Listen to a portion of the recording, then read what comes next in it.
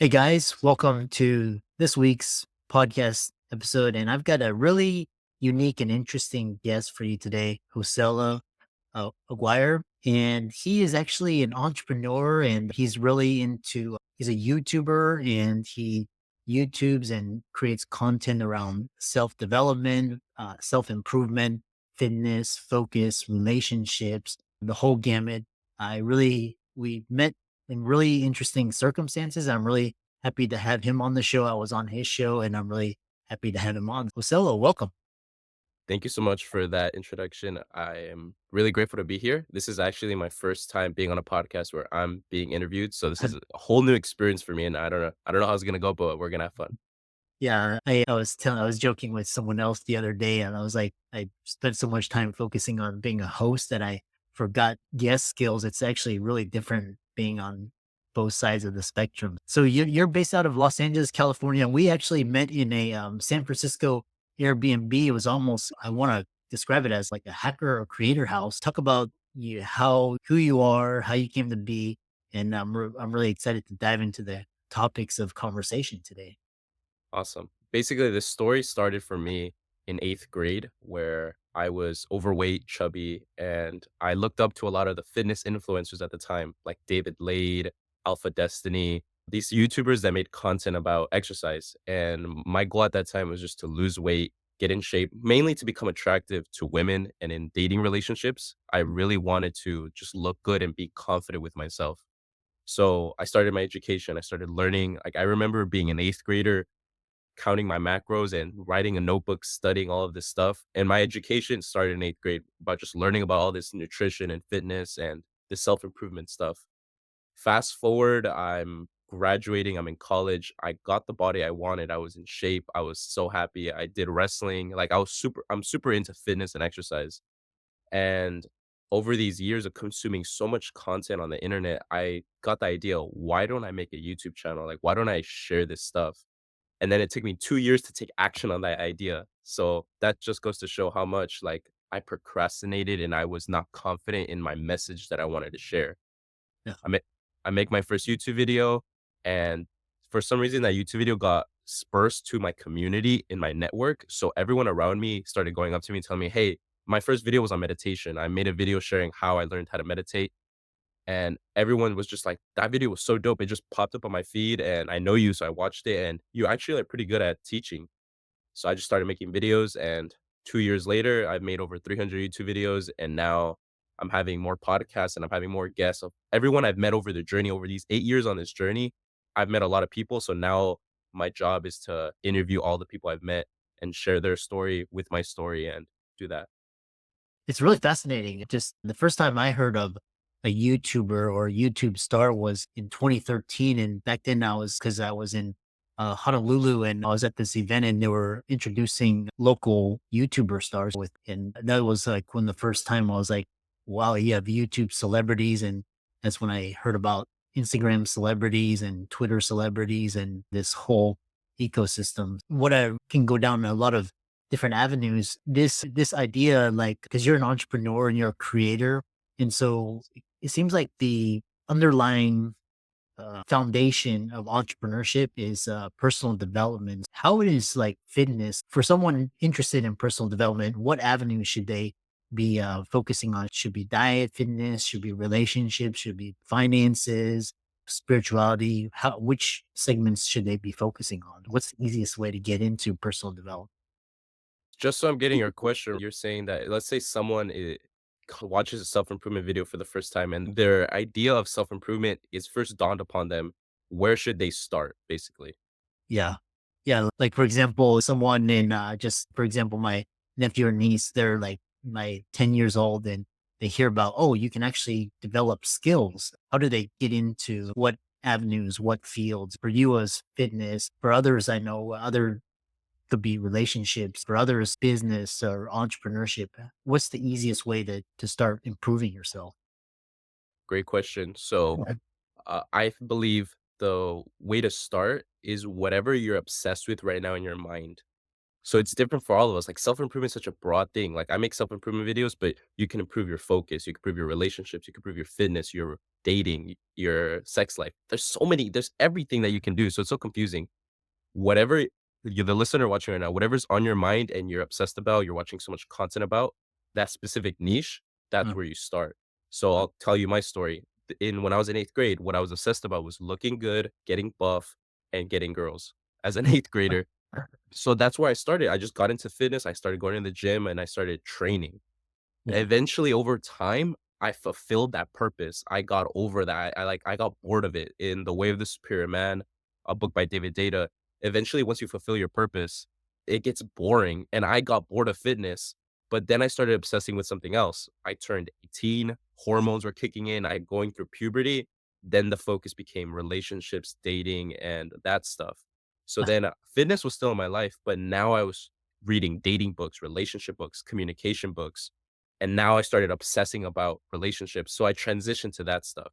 Uh-huh. Yeah. What's interesting is because I in my 20s I was training with Olympic athletes, and the coach, a lot of I trained in Olympic Taekwondo, and the coach was saying you get into sports for one reason, and then after you find different reasons for staying and for growing and improvement. And it sounds like you were first thing was your body and your fitness, and next thing was the next step and the next levels. The next question I have for you is someone who, for me, I got into personal development through because I was shy and introverted, and I thought I wasn't the right race and the looks, so I was like trying to improve my social skills and in my interactions with the opposite sex, and trying to get a girlfriend, and eventually dating and marriage and all that, building a family. The next question I have for you is once you find your niche and your success, how do you like you mentioned Way of the Superior Man. How do you know when it's time to move into different areas? Because like the first time I got into personal development, I was like, okay, first thing is like dating relationships, and next thing is like business, career, finance, success. And then I stumbled upon Tony Robbins, and he actually talks about all these different areas like relationships. It could be business, finances, career, it could be money and investing, your fitness, all these things. So he focuses on his programs focus on different things. So how do you, once you find success, how do you go to the next level? I'll reiterate what I said last time, and this is stuff I wanna credit David Data in The Way of the Superior Man. This is where I learned it from. What I've experienced in my own life is boredom. When you experience severe boredom from what you're doing, but there's you wanna be, like, careful with it because you can experience boredom, but maybe that's just a boring day and you need to get over that, like, face the boredom. I remember reading in Robert Greene's Mastery that boredom is part of the process to mastery. So maybe be careful with this, but when you're experiencing constant boredom with what you're doing and you just feel like you got the success you wanted, Mhm. that's a clear sign that there's greener pastures that you need to move on to the next stage. So I'll give an example. When I was working on my dating journey, when I was working on social skills, improving my relationships with the opposite sex, there was a point where I felt like I got what I wanted. I was completely bored on going on dates. I was completely bored being with women. And my mind started obsessing about something else. I was now obsessing about success, finances, business, entrepreneurship, YouTube, content creation. I would rather be at home and make a video or film this podcast. Uh, This is way more fun than me going on a date with a woman. This is more fun. That's how you know that this is my purpose now. This is what I need to do. This is what I want to do.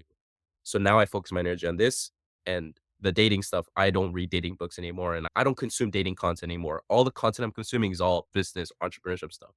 Oh, interesting. Someone recently told me that you get into certain things for one reason, and once you achieve that, it's time to move on and focus on other areas.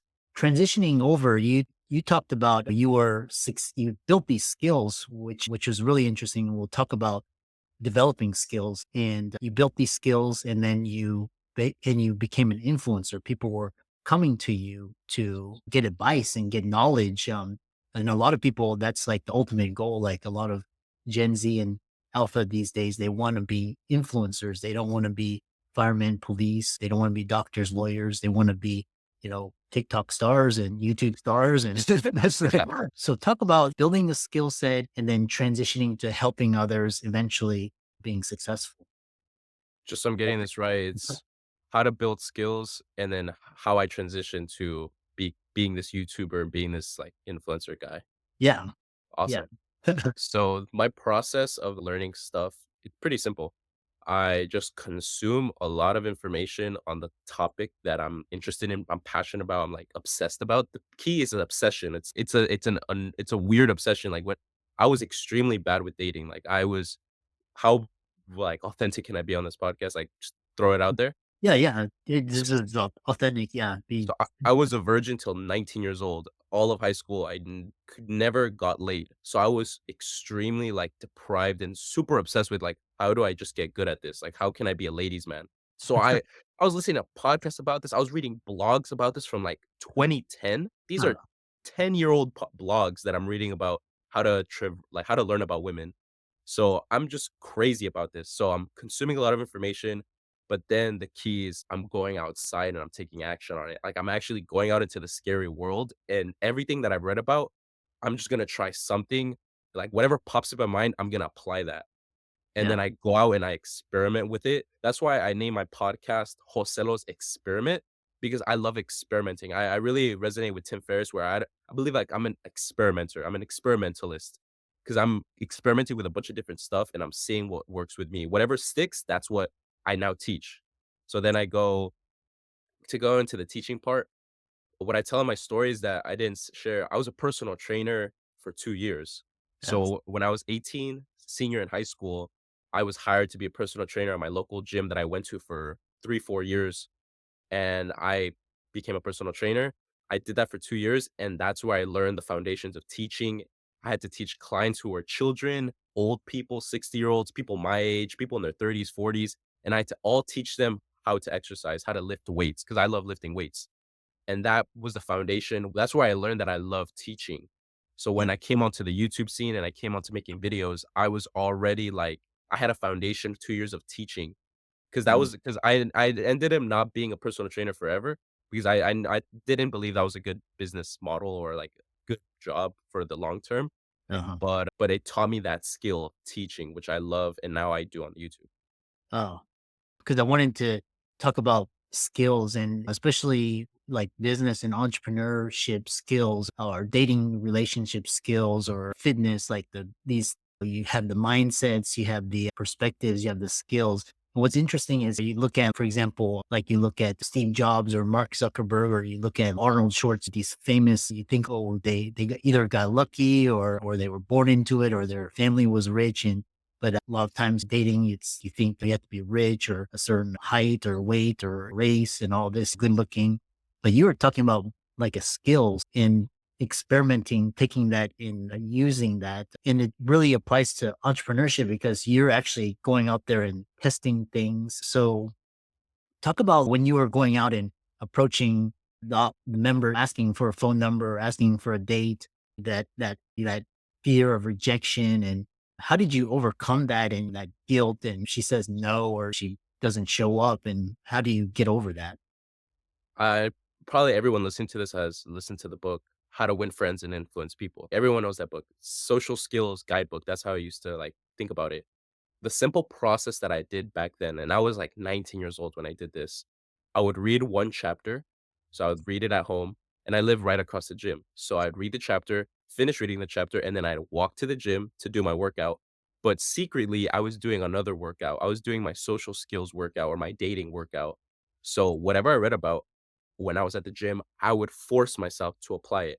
And I also did this when I was a personal trainer. I'm starting to remember there's a sales book, Sell or Be Sold by Grant Cardone. When I first became a personal trainer, I watched a YouTube video and the person who made the video said, if you're going to be a personal trainer, you need to learn sales, read this book. So I bought it and I read it. I would read the book at work. And if I learned something, I would walk out on the gym floor and I would immediately experiment and try to apply it on a random gym goer to try to sell them my training.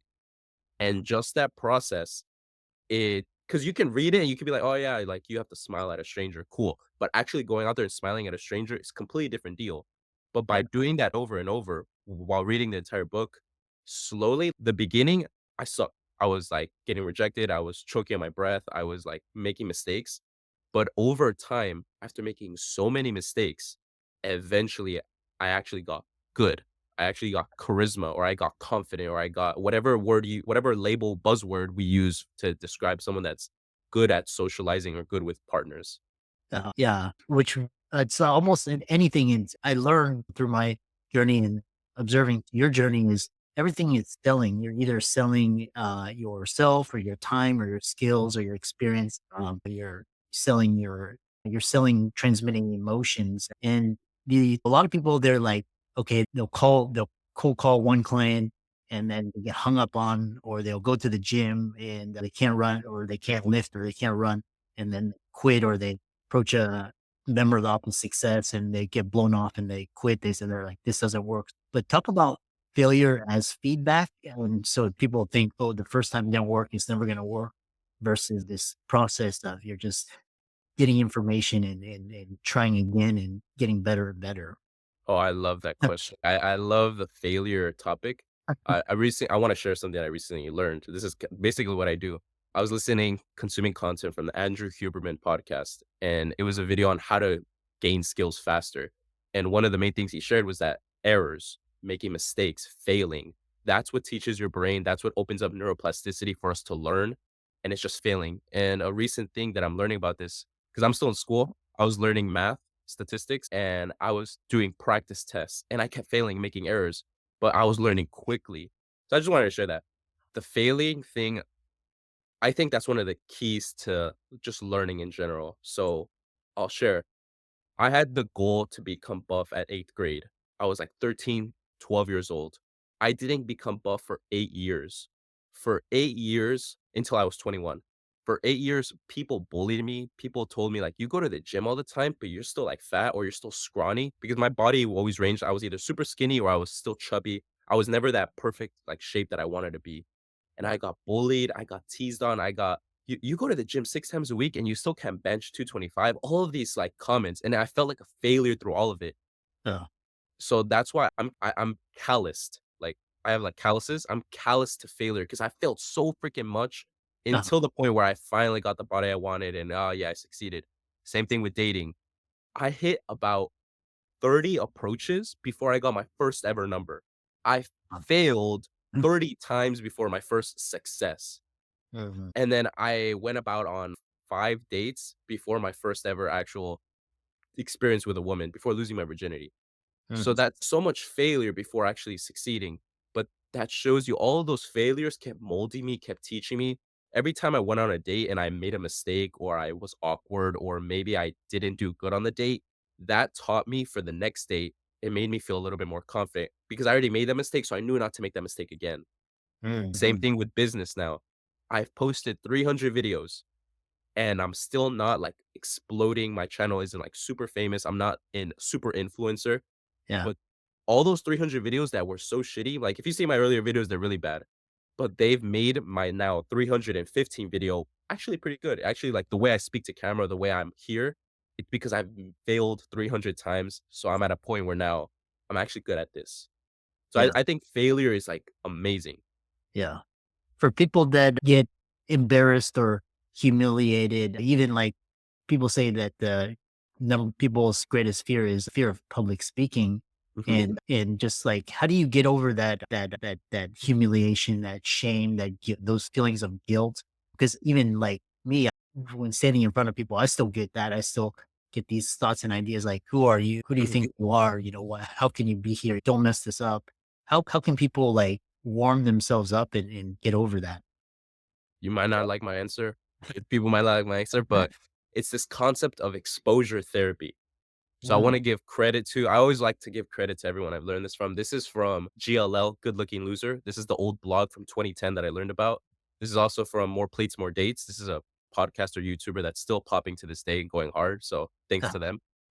Basic concept of is whatever we're afraid of, mm, if we expose ourselves in little increments to it over time, eventually you get over that fear. uh, So I was afraid of women. I gave myself exposure therapy, meaning over time, I did small increments of exposing myself to this thing I'm super afraid of. So I'm super afraid of this woman. I'm going to start off by just saying hi to her when I'm personal training. So I'm just be like, hello, have a good day. That was super scary to me. And then over time, the next time I see her, I'm gonna be like, "Hi, how are you doing today?" And I try to have a 1-second conversation. And then, all right, next time, now I'm gonna say, "How are you doing today?" But when I'm working out, when I'm not a personal trainer, because that makes it a little bit more scarier because I'm not allowed to talk to you because I'm not working. So every single time I'm just making it a little bit harder, just a little bit, so my anxiety doesn't go crazy. Uh, And then do that for a year, 2 years, you get to the point where you're at public speaking and you're conquering your fear by mm, exposing yourself slowly over time. That's the safest option. Of course, you can do the approach where, when a dad is teaching his son how to swim, if the dad's an asshole, he's going to throw the son into the ocean and he's just going to have to figure it out. That's throwing yourself in the fire. That's another concept that you could do, but you're going to crash and burn and fail a lot. And some people might not be able to handle that because their ego might get in the way, their anxiety might break loose, and they might never do it again. So I like the safer option for most people.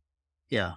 The other thing I've noticed is so like in high school, like I would like again, I was not the high school quarterback. I was not big and buff. I had to use my brain to actually stand. I kind of used that to stand out. And but what I've noticed is the underdogs, a lot of the nerds or the kids that got bullied or the socially awkward, the neurodivergent, they did what you and I did, which is just work and improve.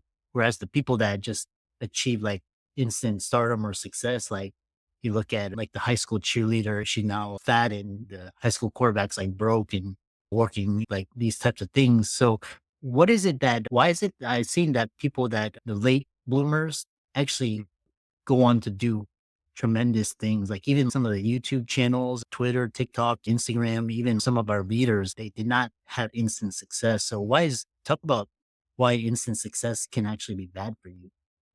That's a great question.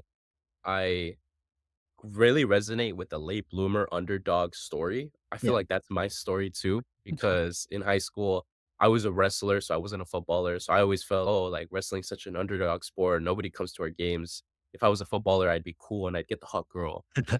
I was scrawny. I was like chubby. I was never buff like in high school. And I wasn't good with women either. So I always just felt, oh, like I'm not the guy I should be. I'm not the man.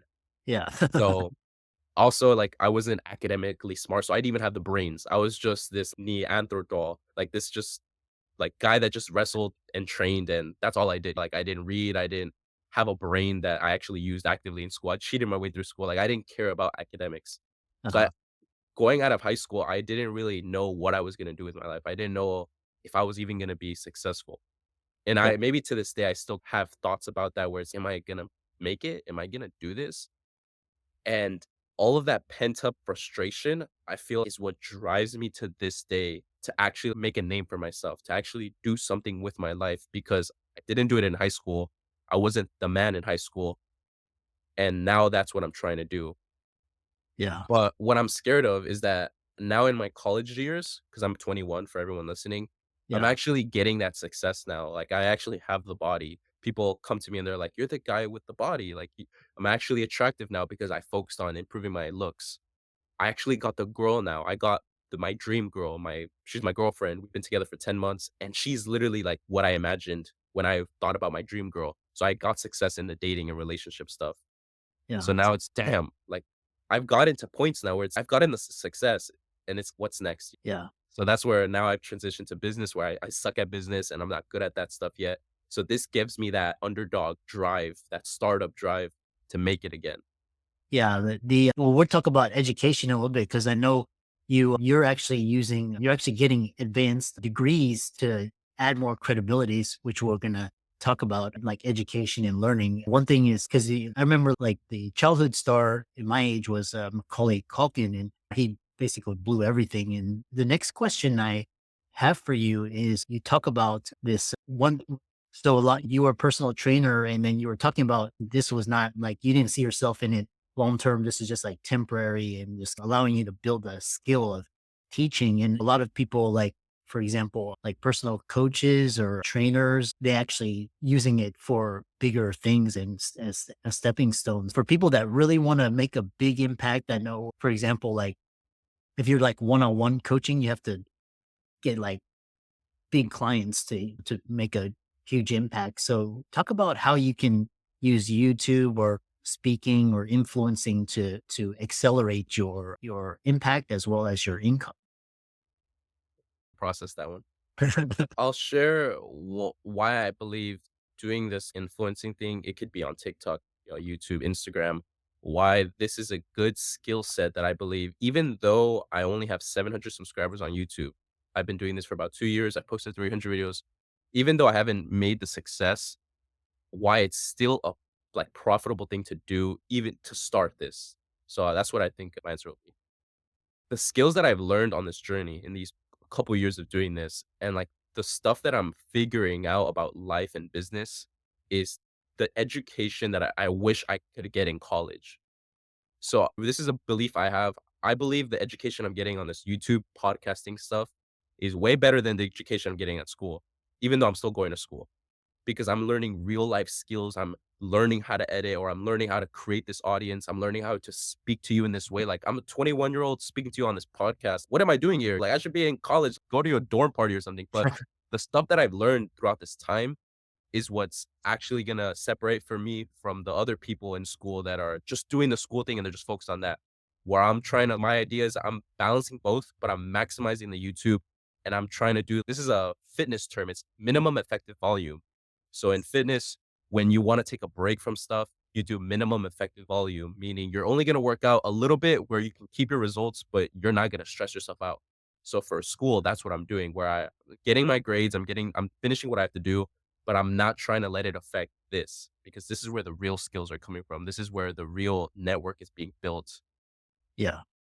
Interesting, because I like that idea of minimum effective volume, because there's some days like I want to go at it hard, either work or like training or whatever. But Mhm. then like towards the end of the week, it's like the weekend's coming. It's like you put in all this work, but you don't want to you don't want to lose those gains. So you just did, for example, this morning I was just like, yeah, my body's a little bit tired, but just go through the motions. So you still create that habit, and instead of going 90%, you go 70%, and then that way you can still stay in the game, essentially.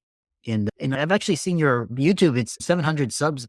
And I remember a couple months ago I was checking out your channel, and it was like there was like 540 something, and I was like, a couple hundred in a month, and still that's 3, 4 subs a day. And then as time grows and your skills grow, and then your brand, I noticed that these channels just start to, it's almost like you were describing your body working out 8 years, and then when one point, once your body matures, then you start to see the gains. One thing I've noticed is among successful individuals is this idea of fixed versus growth mindset. And I notice, I can tell from your responses that you're always curious, you're always learning. And so talk about the dangers of just a fixed mindset and then a growth mindset, and how you can use the two to achieve your goals. So I don't know the book that comes from. I know there's a researcher that wrote a book about that. Never read it, but I know about the idea. So love that stuff too. I should read her book. But yeah, basically, fixed mindset is when you have a mindset where you're just like, I suck at dating, I suck at relationships, I suck at fitness, and I always suck at that. You're fixed in that. Growth Uh, mindset is what we're talking about. It's like, all right, I suck at dating. I'll acknowledge that. I'll be mindful of that. But there's this book about dating, or this podcast about dating. I'm gonna listen to it, learn some stuff, and then I'll go out into the world and see if I can actually like improve on that growth, become growth. So many of us, all of us are stuck in this like fixed mindset, like paradigm. For mm, example, my mother. I love my mother, but for a long time she thought I'll always be unhappy, I'll be depressed, I'll always be over shape, and life's never gonna change. It's always gonna be like this stressful, sucky experience. So she was stuck in a fixed mindset. Gladly, I did the work and I got myself a growth mindset, thank God.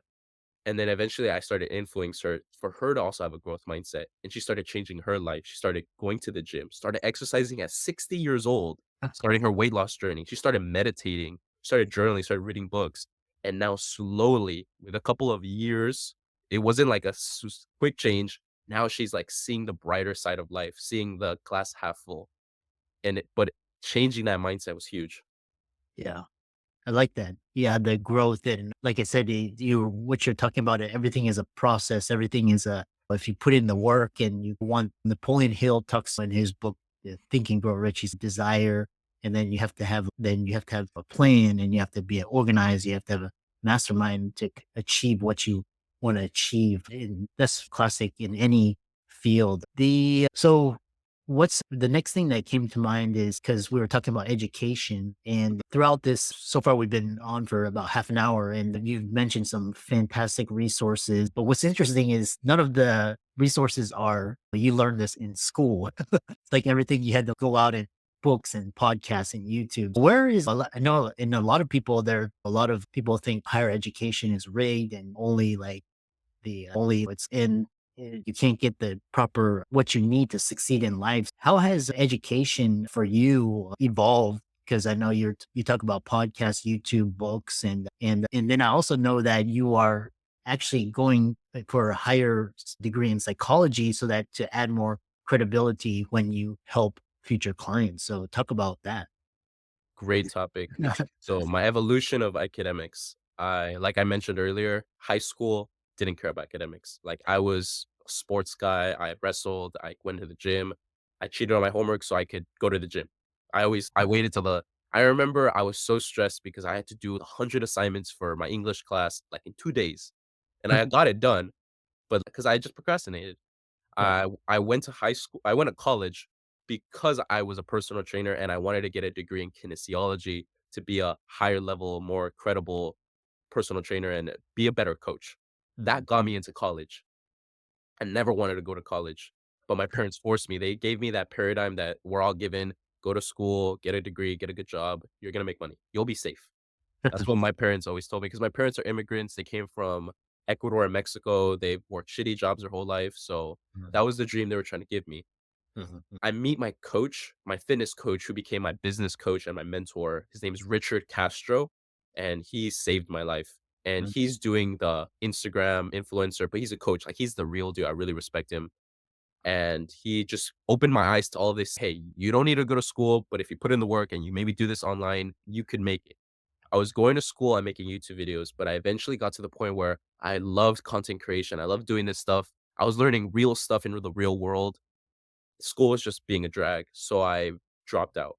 I Mhm. dropped out in my second year and I dedicated a whole year to just learning YouTube. I just wanted to succeed in YouTube and actually figure this out. Because when I dropped out with 100 subscribers and making like videos with my iPhone, I did not drop out for a actual production and an actual team and an actual business. I dropped out at the beginning.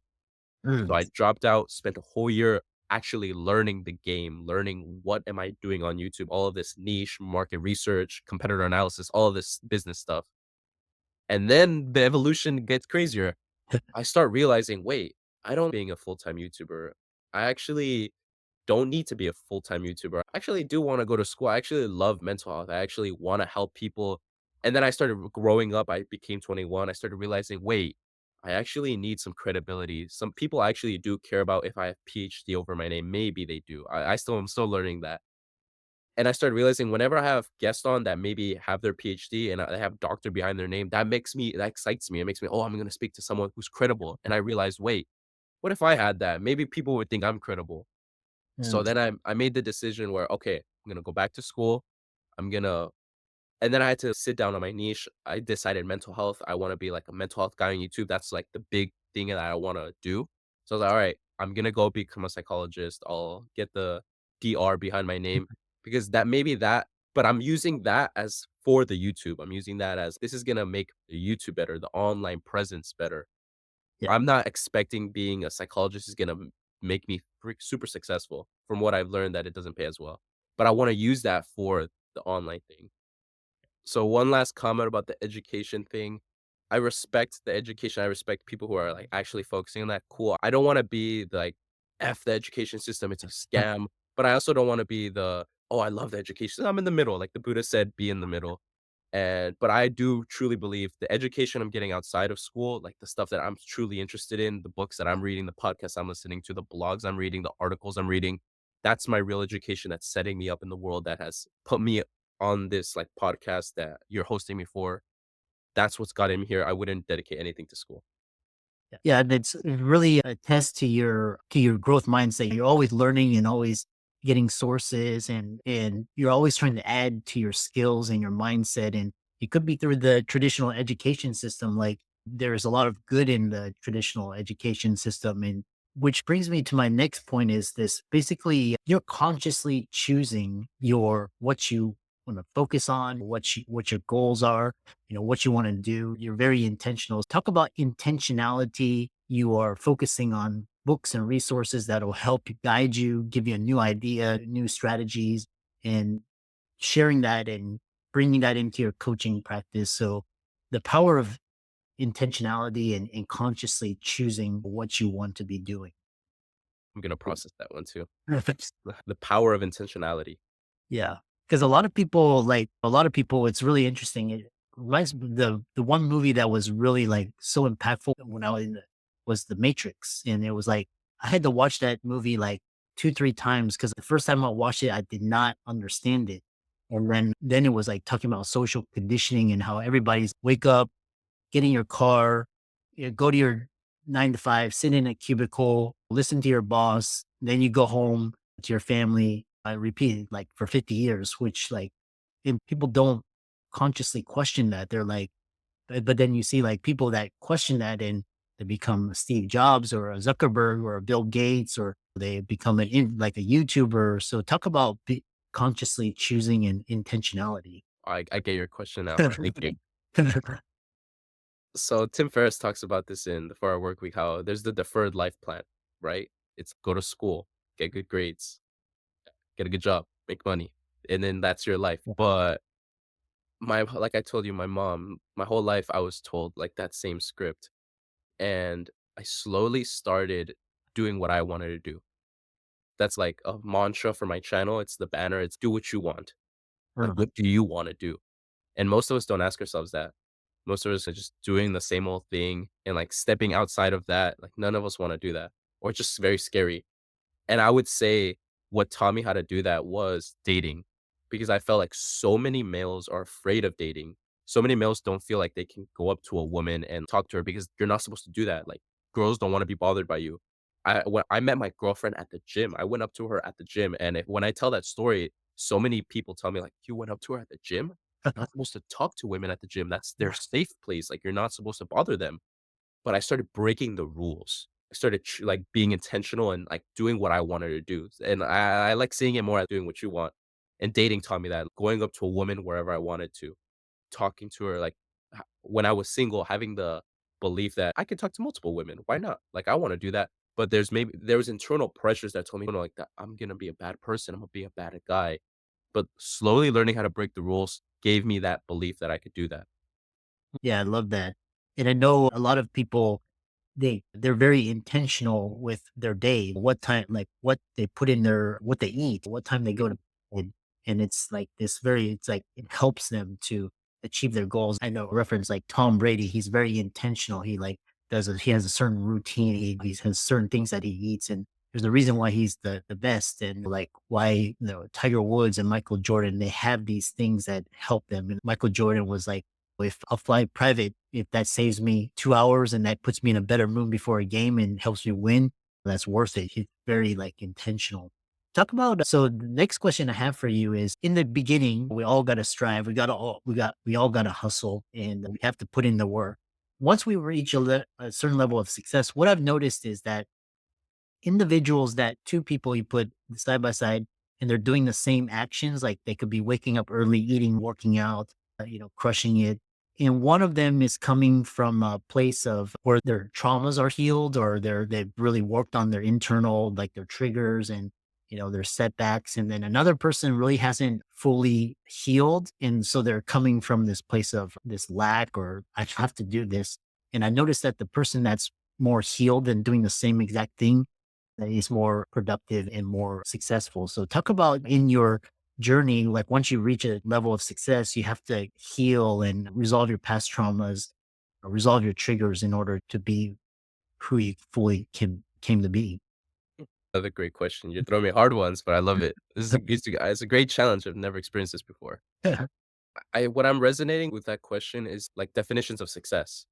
Yeah. How for some people they go to the gym, they grind really hard because they want to have a successful body.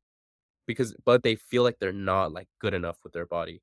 While Mm, there's the other same person going to the gym early 5 a.m. at the same time, they feel very like successful doing the action, even though their like body, it might be changing, it might be not. You know what I'm saying? yeah. So I really resonate with the idea that I'm successful, I feel successful, I feel happy, I feel, like, content with my life and everything if I'm doing the action that all of us wanna do.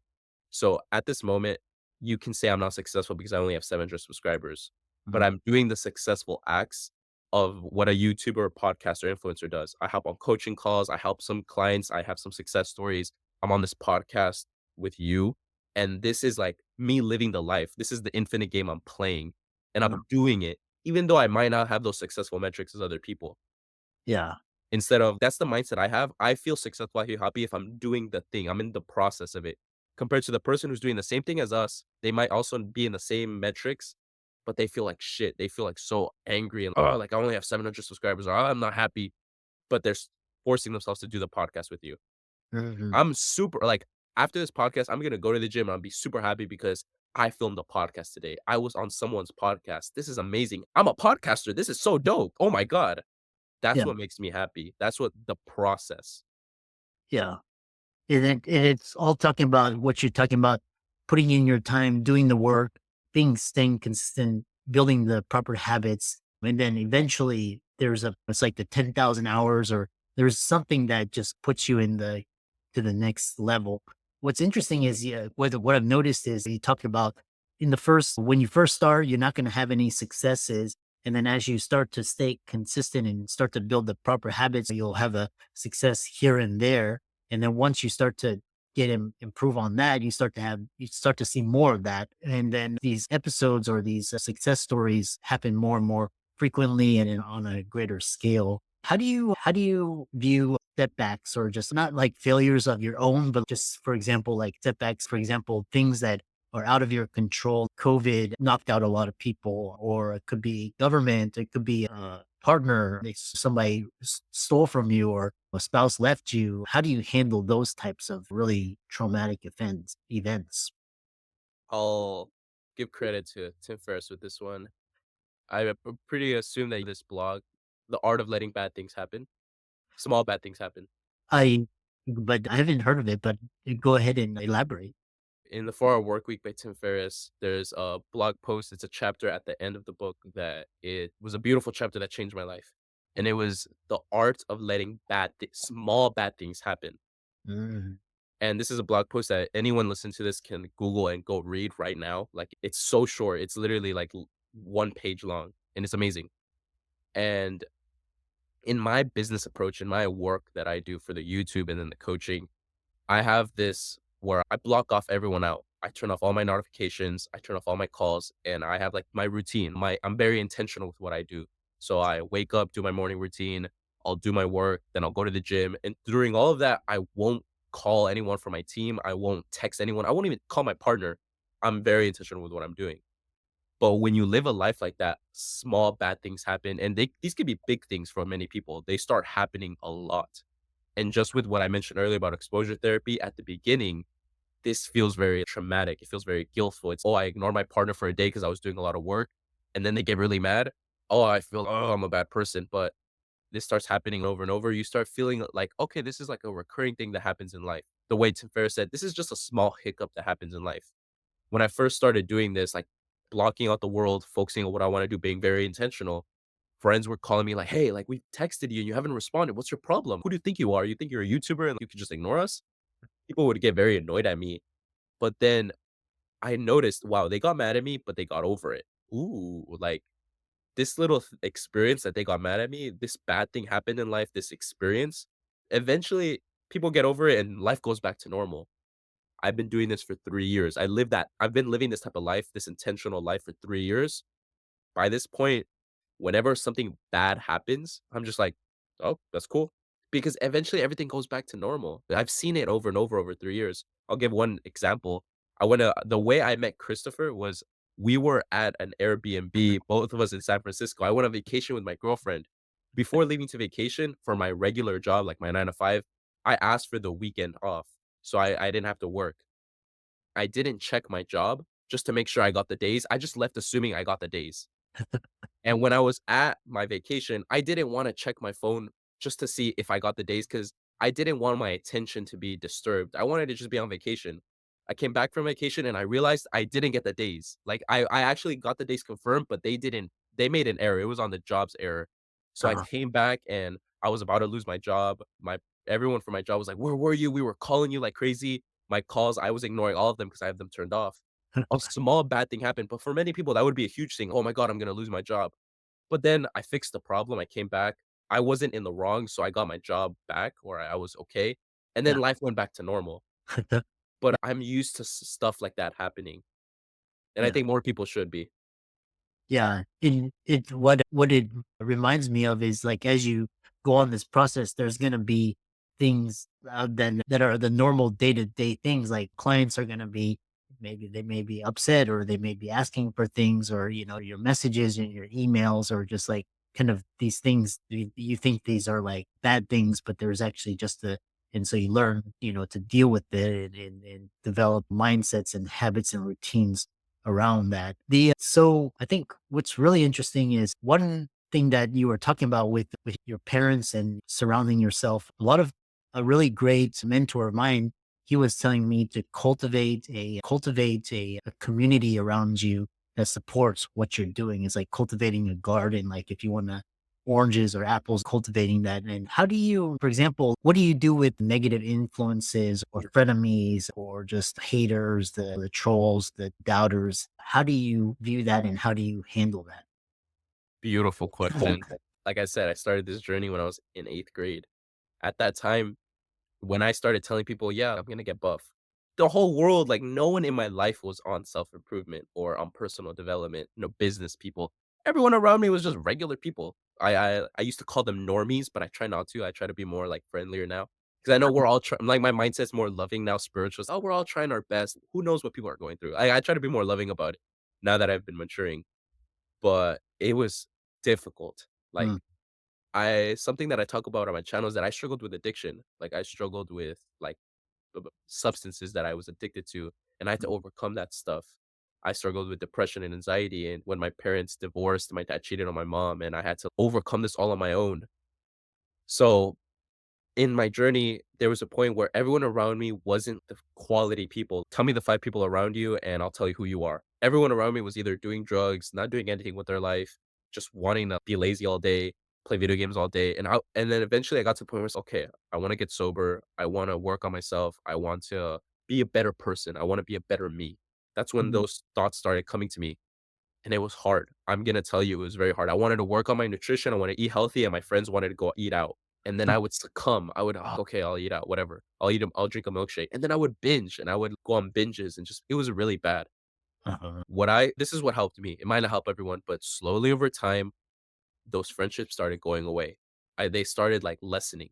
I wasn't spending much time with them because I just don't relate to them anymore. I'm this podcaster, self-improvement guy.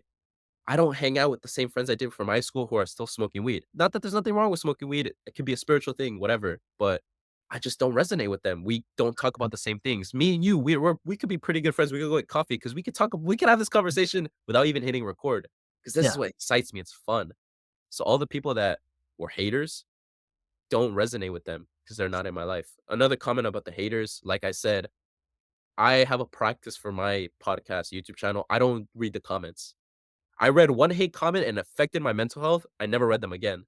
So I don't really expose myself to that. I take care of my brain. I follow Casey Neistat's approach where I upload, I post and ghost. That's his mantra. I post and ghost. So I'm gonna be posting content maybe till the day I die or until the day where it's like, all right, whatever. I'm gonna just be 4 hour work week and just work 1 hour per day and I'm done.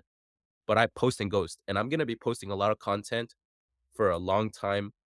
Those comments are always gonna be there, so I try to protect my mental health and my brain from not checking it. Really fascinating.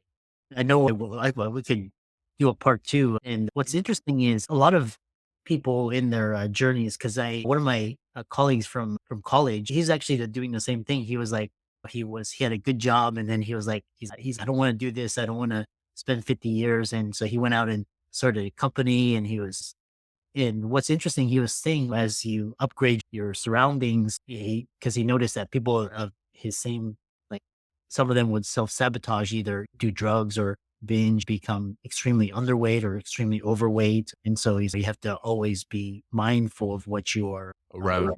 around and what your mind focuses on and who you surround yourself with.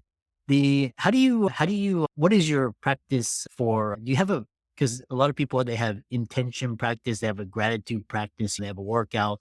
Do you have a, I was curious, what is your process for forgiving or healing or moving on from the past traumas and letting all that stuff go? One last comment I wanted to make about the people in our life, to go back to that a little bit, is I used to have this energy where it's, I want everyone to be on self-improvement, and if you're not, then you're a lazy bastard, and I don't wanna be your friend. I used to be very I used to call them normies. I used to, like, if you see some of my old videos, I was very aggressive toward people who weren't on this journey. Uh-huh. I've matured over the time, and I don't feel like that's the right approach anymore. I don't like that approach. It makes me feel, like, very ill. I really believe in what Marcus Aurelius said, where it's, be tolerant of others, tolerate their behavior, Uh-huh. strict with yourself. I really resonate with that nowadays. Yeah. Now to go back to your current question, my practice, the ones I do every day that have helped me is meditation. That's number one. So I meditate for 10 to 20 minutes every single day in the morning or before going to sleep. And that practice just helps ground me. Oh, when I was more like depressed and had more anxiety, that practice helped me more. I would see all my negative thoughts and I would be aware of them and I'd be able to have to deal with them. Like I used to say, I'm facing my demons. When I meditated, I was actually able to face my demons because most of us who aren't on this journey all day, we're on the computer answering emails, we're doing work, then we're on our phone on TikTok, then we go to the gym and we have our earbuds on and we're listening to music. We're driving the car, we're listening to music or we're listening to podcasts, we're on the radio, then we're with people. We never have time for ourselves to face our demons. And that's what I treated meditation as when I was really messed up and had a lot of trauma and things that I had to work through. I was facing my demons because that was the only time where I was able to close my eyes, close the external world, no more stimuli coming in. I was able to just be with what's in my brain. Uh-huh. Meditation's that. Journaling is another one that I don't journal. Like when people talk about journaling, they talk about, oh, you need to journal for 30, 60 minutes. And I've never been able to do that. I've Uh, just never been able to, I haven't built up to that practice, but yeah. I journal for 5, 10, 15 minutes max. And that's where I'm able to really put my problems down on the paper and leave me. That's a beautiful thing that I learned where when you journal, it's like you grab whatever's in your brain and you put it on the paper and you cage it on the paper. You cage your monkey mind on the paper and it's done. It can stay there and it's no longer in your brain. And you're able to be like, let it go. Those are the two powerful tools that I use. Uh-huh. Let all this shit out. Yeah. The one thing that I've been contemplating recently is just because I started to want, I think it was a guest or whatever. She was talking about like she has a daily gratitude and journaling, and I was thinking, oh, what happens if you have a daily forgiveness practice where you take all the bad negative stuff and you in your mind and you came to address it, but you processed it and you let it go as opposed to just holding in. So one thing that was came to my mind was, is it better just like to not experience or undergo trauma, to never have had that happen, or versus event happened and now you have to go through and sort through all this baggage, and which of the two is more meaningful? I wanna do agree with the gratitude. 'Cause that's something I didn't mention. I also have a gratitude practice, and gratitude is one of those huge levers to letting go and processing all of this stuff. Yeah. I'll share this story that I've shared a couple times on my YouTube channel. I was dating this partner in about 2 summers ago. It was a summer fling, as the youngsters call it. We just dated for 2 months in the summer, Um, and I was very, like, captivated by her. I was very dependent. I this was before I was on my journey, and I was just all I cared about was my relationship. uh, But I was also struggling with drugs, substances. I wasn't the man I am today. I lost myself. So she left me, and mm, that broke my heart. It like destroyed me. And I was working as an Uber Eats driver. I was at Chick-fil-A. I picked up an order and I saw her next to me parked in her car. And I was like, whoa, it's mm, 8 a.m. and I'm seeing my partner, like my ex-partner. All right. That was already in enough. Oh, like I feel tense. I yeah. walk inside the Chick-fil-A and I actually see her ex-boyfriend there that she Mm, told me about. I was like, "Whoa," and my mind put 2 and 2 together, and I realized, "Oh, damn, like, mm, they're here together." And mhm, she told me that she wanted to break up with me because she wanted to work on herself. So that my mind was like, "Oh, that was just a lie. She lied to me. I'm not good enough." I get in my car and I feel frustrated. It's 8 in the morning. My day just started and I already feel like it's gonna be a hell. Uh-huh. But I started my gratitude practice during this time. I started writing every day I am grateful for. And for some reason, when I'm sitting there, I like feel this come up in me and I just realized, why am I grateful for this? I asked myself that. And I started saying why I'm grateful for this experience. My partner, my ex getting cheated on, I guess, her Uh, ex-boyfriend. I started listing all the things that I could be grateful for, forcing myself to do it, even though I felt really shitty and I felt this traumatic experience. yeah. And then this wave of just letting go, this good feeling just came in and I processed that experience and it felt amazing. I had a great day after that. Oh, So you asked, would I rather have had the trauma, processed it, and then been my like had this new life or never experienced it at all? I do believe, like, the traumatic experience is what makes us, like, my list of I could tell you so many stories where I've had, like, shitty experiences like that. My dad divorcing my mom, cheating on her, the mm, COVID, the depression I had. mm, All of that has who made me today, because if I never had depression, I asked my parents for therapy. I was like, "Can you guys take me to therapy?" And we live in a low-income household, and they were like, "No, like, you don't need therapy. Like, you're 18 years old. Why do you need therapy? Like, why are you depressed? You have everything. You have video games, you have your TV, you have school, you have all of this. Like, why do you need that?" mm. Because of that is what influenced me to go learn about psychology, go learn about mental health, go learn about meditation. What made me start meditating, taking care of myself without a therapist. If I didn't have the trauma, I wouldn't be here. I wouldn't be who I am today. It kind of brings us back to the earlier parts. It's like kind of the people that experienced or suffered setbacks earlier, they find meaning in, the ones that process it and find a greater meaning and a greater purpose and actually go on and do things. So it's like what the meaning you assign to what happened to you, which is really fascinating. And again, how can people find you? I know you got a YouTube channel, you're on Instagram. You do coaching as well and around diet, fitness. I know one point you did helping people with their relationships. So how can people find out more about you? For anyone listening who wants to connect with me on Instagram, it's Joselo Aguirre, my name right there, and 2 E's. So that's my Instagram. My main thing where I'm posting all of my content is YouTube, and it's just Joselo Aguirre. You can just search that up. And yeah, if anyone wants coaching, if anyone wants to work with me and loves the message, on any of my YouTube videos in the description, there's a link to book a free coaching call. So I that's one thing that I do. I just hop on free coaching calls with everyone, their first free call, just to help them out and gain my own experience. That's another way I gain skills. Yeah. Yeah, I love that. And again, thanks so much. And we'll have you back on for part two. And when your channel really, then we'll have you do webinars and really enjoyed the conversation. Yeah. Thank you so much. Thank you.